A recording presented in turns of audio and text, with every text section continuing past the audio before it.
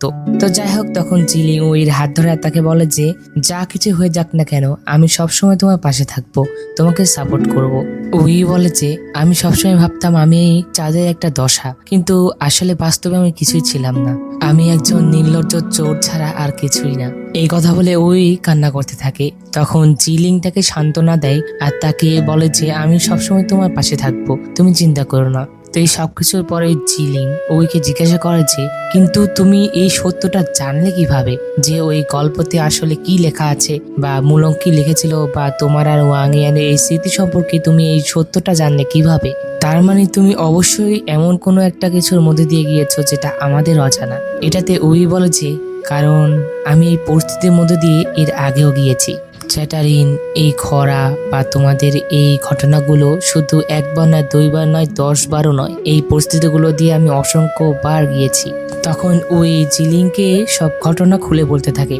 সে বলে যে সে যখন এই হোটেলে সেই রাতে ঘুমাচ্ছিল তখন হঠাৎ করে তার ঘুম ভেঙে যায়। সে বাইরে গিয়ে সেই ঘটনাগুলো জানতে পারে যে তারা আর ওয়াংয়ানের স্মৃতির বিষয় আর কি। তো তখন থেকে সে বারবার সেটা চুরি করার চেষ্টা করছিল, কিন্তু সে যতবারই চুরি করতে পারছিল না বা সেখানে ব্যর্থ হচ্ছিল ততবারই তার সময়টা রিপিট হয়ে যাচ্ছিল, অর্থাৎ সে প্রতিবার একটা করে রিওয়াইন্ডের ভিতর দিয়ে যাচ্ছিল। এটা আসলে একটা সময় বিপরীতকরণ প্রক্রিয়া ছিল, যেটার মাধ্যমে সে একটা টাইম লুপে ভেসে গিয়েছিল। সে যতবারই তার সেই গল্পর পাতাগুলো চুরি করতে যাচ্ছিল ততবারই সে বারবার সময়ের পিছনে চলে আসছিল, অর্থাৎ সে যেখানে ঘুমিয়েছিল বারবার সেখান থেকে উঠছিল। এইভাবে সে একবার নয়, দুইবার নয়, অসংখ্য বার সেইখানে গিয়েছে আর তার সেই পাণ্ডুলিপিগুলো চুরি করার চেষ্টা করেছে। এই চুরি করার মাঝখানে সে শিংগুয়ান, লিজে আর হানপায়ের সাথে ফাইট করেছে, আর তাদের সাথে ফাইট করার মাধ্যমে সে আহত হয়েছে। সময় বিপরীতকরণ প্রক্রিয়ার মাধ্যমে ওইর শরীরেরও ক্ষতি হচ্ছিল। আর যেহেতু ওই এতবার তাদের সাথে ফাইট করছে আর তাদের সামনে মোকাবেলা করেছে, যার জন্যই সে লাস্ট বারে শিংগুয়ান আর লিজিয়ের সেই আক্রমণগুলো আগে থেকে অনুমান করতে পারছিল, আর এই কারণে সে তাদের সাথে এত সুন্দরভাবে ফাইট করে সেই পাণ্ডুলিপিগুলো চুরি করতে পেরেছিল। আর এর মাধ্যমে তার ওয়ার্ড ম্যাজিকের পাওয়ারও বেড়ে যায়। তখন ওই এই সব ঘটনা বলার পরে সে জিলিংকে তাকে সাহায্য করার কথা বলে। তখন জিলিংও বলে যে ঠিক আছে, আমি তোমাকে সাহায্য করব। তো এখানে একটা পয়েন্ট মনে রেখো, ও কিন্তু জিলিংকে বলেছে যে সে এই সবকিছু করছিল শুধুমাত্র ওয়াংয়ানের জন্য, অর্থাৎ ওয়াংয়ান যাতে তার এই স্মৃতির সত্যটা জানতে না পারে, যার জন্য সে এই সবকিছু করছিল। তো যাই হোক, এরপরে জিলিং আর উই তারা অন্য একটি জায়গায় আসে আর সেখানে কথা বলতে থাকে। তখন উই জিলিংকে বলে যে আসলে তুমি সেই রিওয়ার্ড গুলোতে বারবার ওয়াংয়ানকে মেরে ফেলছিলে। এই কথা শুনে জিলিং অনেক অবাক হয়ে যায়। সে বলে যে কি, আমি ওয়াংয়ানকে হত্যা করেছি? তখন ওই বলে যে হ্যাঁ, তুমি জিউইং এর সাথে হাত মিলিয়েছিলে আর ওয়াংয়ানকে হত্যা করেছো যাতে শিংগুয়ান ভেঙে পড়ে আর তুমি তোমার ড্রাগন দেবতার সিংহাসনে সারা জীবন বসে থাকতে পারো। আর আমি প্রতিটা রিওয়ার্ডে ওয়াংয়ানকে বাঁচানোর চেষ্টা করেছি, কিন্তু প্রতিবারই ব্যর্থ হয়েছি। যখনই আমি ব্যর্থ হই তখনই আমি আবারও পুনরায় সেই হোটেলেই ফিরে আসি। এইভাবে প্রায় 19-20 বারের মতো রিওয়ার্ড আমি পার করেছি, যে প্রতিটা রিওয়ার্ডে যাওয়ার কারণে আমাকে সহ্য করতে হয়েছিল সেই তীব্র হাড় কাঁপানোর যন্ত্রণা। তবুও আমি কিছুই পরিবর্তন করতে পারিনি। কিন্তু এবার আমি সফল হয়েছি, কারণ ওয়াংয়ান জানতে পেরেছে তোমার আসল রূপটা। তখন জিলিং কান্না করে আর তাকে বলে যে তাহলে ওয়াংয়ানই শুধুমাত্র তোমার কাছে সব থেকে মূল্যবান। তখন ওই বলে যে হ্যাঁ। এটাতে জিলিং অনেক কষ্ট পায়। আর এখানে একটা তোমাদের বিষয় বলে রাখি, সেটা হলো যে শিংগুয়ান কিন্তু এখন পর্যন্ত ড্রাগন দেবতার শক্তি পায়নি, অর্থাৎ তার আর একটি মাত্র অংশ বাকি ছিল সে শক্তির, কিন্তু সে এখন পর্যন্ত সেটা তো পায়নি। সেটা হানপাও কোনো একটা জায়গায় লুকিয়ে রেখেছিল। এখানে ওয়াংয়ানের মূল উদ্দেশ্য ছিল শিংগুয়ান যেন তার সেই ড্রাগন দেবতার শক্তি সেই অংশটি না পায়। এই উদ্দেশ্যটার পেছনে উইর আরো একটি বড় উদ্দেশ্য ছিল, যেটা কিনা জিলিংও জানে না, বরং কেউই জানে না। সে জিলিংকে তো বলছিল যে ওয়াংয়ানের কারণে সে এত কিছু করছে, কিন্তু এটার আসল সত্যটা আমরা পরবর্তীতে জানতে পারবো। আর মুলংকে কিন্তু এখনো সে হিপনোটাইজ করে রেখেছে। আসলে মুলংই জানতো সেই ড্রাগন দেবতার শক্তির সেই সংকেতটি কোথায় আছে, এটা হানপাও তাকে জানিয়েছে। কিন্তু যেহেতু উই চাচ্ছে না যে তারা জানতে পারুক সেই শক্তিটা কোথায় আছে, যার জন্য সে মুলংয়ের ওয়ার্ড ম্যাজিক তুলবে না। এটা শুনে জিলিং অনেক রেগে যায়, কারণ সে সেই শক্তি না পাওয়া পর্যন্ত তো শিংগুয়ান আর ড্রাগন দেবতা হতে পারবে না। তখন জিলিং উকে এখানে ম্যাজিক দিয়ে বেঁধে সেখান থেকে চলে যায়। জিলিং সেখান থেকে চলে গেলে সেখানে ওয়াংয়ান আসে। ওয়াংয়ান এসে উইকে জড়িয়ে ধরে। তখন উই বলে যে তুমি কি এখনো আমাকে তোমার ছোট বোন হিসেবে দেখো? তখন ওয়াংয়ান বলে যে অবশ্যই, যাই ঘটুক না কেন তুমি চিরকাল আমার কাছে সব থেকে প্রিয় আমার ছোট বোন হয়ে থাকবে। বাহিরে আমরা সিংগুয়ানকে দেখতে পাই, সে জিলিং এর কাছ থেকে সেই আংটিটি নেওয়ার চেষ্টা করছিল, অর্থাৎ জিলিং এর হাতে যে আংটিটা থাকতো আর যেটার মাধ্যমে সে সকল ম্যাজিক গুলো করতো। আসলে সিংগুয়ান আর ওয়াংয়ান এখন আর জিলিংকে বিশ্বাস করে না, কারণ সেই রিওয়ার্ড গুলোর মধ্যে দিয়ে যাওয়ার পরে ওয়াংয়ানকে সেই সত্যটা জানিয়ে দিয়েছে। আর তা বাদে ওয়াংয়ানও তো তাদের স্মৃতি বিষয়ে সকল সত্য জানে। জিলিং তো সেই রিওয়ার্ড গুলোতে ওয়াংয়ানকে মেরে ফেলেছিল, যার জন্যই সিংগুয়ান আর ওয়াংয়ান জিলিংকে এখন অতটাও বিশ্বাস করে না। তো সিংগুয়ান তার কাছ থেকে সেই আংটিটি চাচ্ছিল, যেটাতে সে যেন সেই আংটির মাধ্যমে মূলঙ্গের উপরে থাকা ওয়ার্ড ম্যাজিকটি তুলতে পারে। কিন্তু এখানে জিলিং সিংগুয়ানকে এটা অনেক ভালোভাবে বোঝায় যে সেই আংটি নিয়ে গেলেও তার সেই ওয়ার্ড ম্যাজিক তুলতে পারবে না, কারণ এই আংটির ভিতরে তো শিয়াও এর পাওয়ার আছে। কিন্তু মূলংকে তো ওয়ার্ড ম্যাজিক করেছে, আর তার ওয়ার্ড ম্যাজিক এখন শিয়াও এর পাওয়ার থেকে অনেক বেশি শক্তিশালী হয়ে গিয়েছে। কিন্তু সিংগুয়ান তার কথা শোনে না। তখন জিলিং বলে যে এই আংটিটা তার প্রভুকে চেনে, সে তোমার কাছে যাবে না। তখন সিংগুয়ান বলে যে এইটা আমার ভাইয়ের অর্থাৎ চিওয়েনের আংটি, দেখি এটা কার কাছে যায়, কারণ আমি ড্রাগন দেবতার ভাই, যার কারণে এটা আমার কাছেই আসবে। জিলিং মনে করে আংটিটা তার কাছে যাবে না, কিন্তু শেষমেশ আংটিটা সিংগুয়ানের কাছে চলে যায়। তখন সেখানে আর ওয়াংয়ানও চলে আসে। আংটিটা যখন সিংগুয়ান নিয়ে নেয় তখন জিলিং একদমই এত পরিমাণে ভেঙে পড়ে যেটা বলার মতো নয়। সে প্রচন্ড পরিমাণে কষ্ট পায়, কারণ এক এক করে তার কাছ থেকে সবকিছু কিন্তু চলে যাচ্ছে। সে উইকে হারিয়েছে, এখন সে তার আংটি হারালো, যেটা কিনা তার একমাত্র শক্তির উৎস ছিল।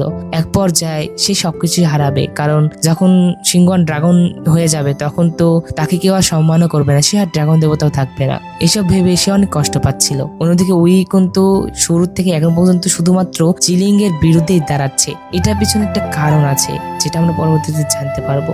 জিলিং এর মূল উদ্দেশ্য ছিল সিংগুয়ানকে ড্রাগন দেবতা বানাতে সাহায্য করা, যেটা চিওয়েন এর শর্ত ছিল বা তার ইচ্ছা ছিল। কিন্তু এখানে উই চাচ্ছিল যে জিলিং যাতে কোনো মতেই সিংগুয়ানকে ড্রাগন বানাতে সাহায্য করতে না পারে। তো সিংগুয়ান, ওয়াংয়ান আর উই আংটিটি নিয়ে যখন মুলংয়ের কাছে যায়, তখনই উই সিংগুয়ানের কাছ থেকে সেই আংটিটি কেড়ে নেয় আর মুলংকে নিয়ে সেখান থেকে চলে যায়। অন্যদিকে আমরা জিলিংকে দেখতে পাই, সে একা একা এখানে বসেছিল। সে বসে বসে একটা জিনিস ইমাজিন করছিল। সে ইমাজিন করে যে যখন সে ড্রাগন দেবতার সিংহাসন থেকে নেমে যাবে, তখন চারপাশে সাধারণ জনগণ এসে তাকে অনেক অপমান করবে আর তাকে বলবে যে সে একটা নকল ড্রাগন দেবতা ছিল, সে এতদিন আমাদের প্রতারণা করেছে।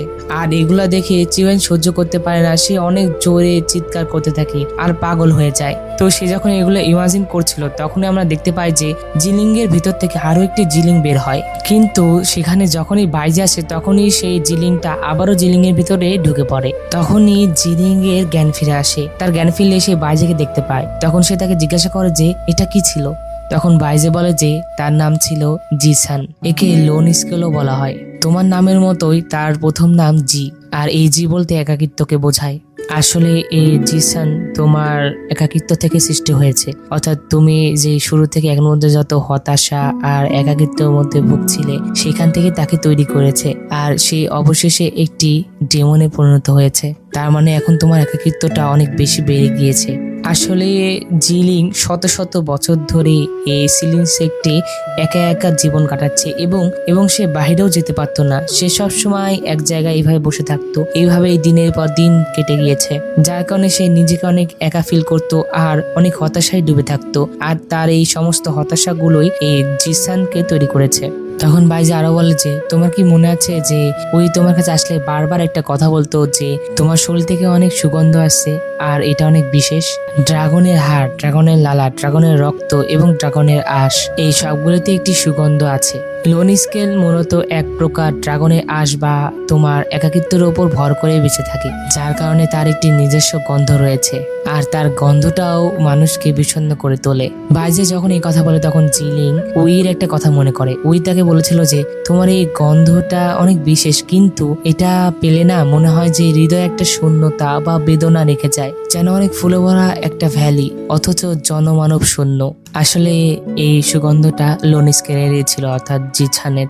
তখন জিলিং বাজেকে বলে যে কিন্তু আমার এই গন্ধটা তো অন্য আর কেউই পায় না, শুধু উই কেন পাচ্ছে। তখন বাইজে বলে যে আসলে যারা তোমার একাকিত্বকে সত্যি বোঝে শুধু তারাই এই গন্ধটা পাবে। তখন বাইজে বলে যে তোমার খুব দ্রুত একটা সিদ্ধান্ত নিতে হবে, অর্থাৎ তুমি উইকে মরতে দিবে নাকি কোনো একটা উপায় বের করে বাঁচাবে, কারণ তুমি যদি সিদ্ধান্ত না নাও তাহলে কিন্তু লোনলেস তোমাকে আস্তে আস্তে গ্রাস করে নেবে। তো তো তখনই সেখানে লিজি আসে আর তাদেরকে জানায় যে উই তার আংটি আর ড্রাগন দেবতার শক্তি নিয়ে অন্য জায়গায় পালিয়ে গিয়েছে। তো অন্যদিকে আমরা ওয়াংয়ান আর সিংহওয়ানকে দেখতে পাই। ওয়াংয়ান সিংহওয়ানকে বলে যে তাহলে মুলংকে যে ওয়ার্ড ম্যাজিক করেছিল সেটা আমার বোনই ছিল, আমি জিলিং এর জন্য অনেক দুঃখিত। তো অন্যদিকে আমরা জিলিংকে দেখতে পাই, সে অন্য একটি জায়গায় এসেছিল, সেখানে বাইজেও আসে। তখন সে বাইজেকে বলে যে এখানে উই আসবে।